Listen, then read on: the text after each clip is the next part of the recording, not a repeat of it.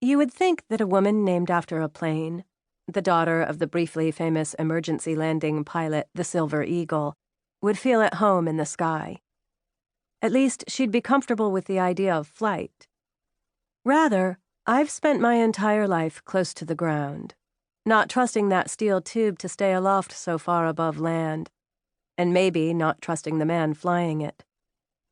My stubborn reluctance to fly was further evidence to my father of my status as second-rate adventurer and thus second-rate child.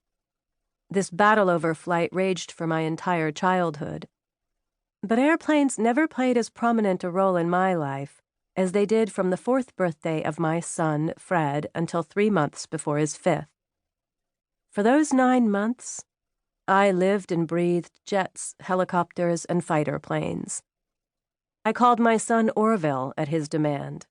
I stocked appliance stores for refrigerator boxes that could stand in for crude, wobbly airplanes. Cardboard boxes that Fred ate in, played in, and slept in when I was simply too worn out to fight him. As you can imagine, my father, Captain Lance, the Silver Eagle Whitman, was thrilled with my son's obsession.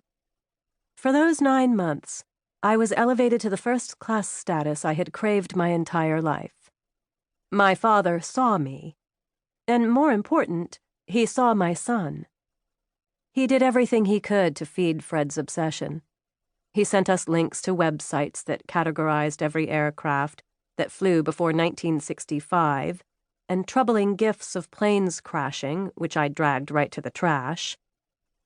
My father bought Fred subscriptions to somewhat obscure magazines with bikini-clad models lazing on the noses of jets, which Fred never batted an eye at.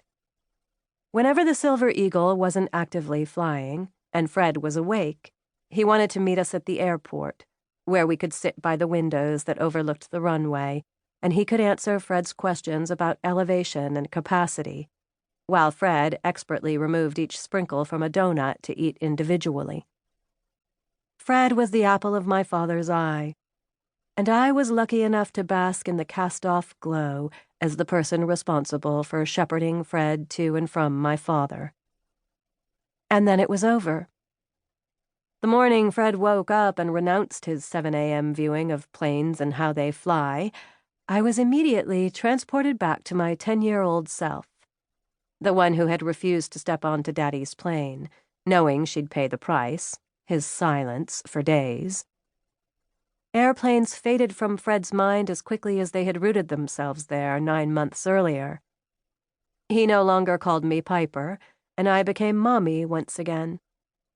Fred's miniature metal airplanes lay grounded in their basket in his room for a week before I had the courage to return my father's calls and politely decline his invitation to join him at the airport.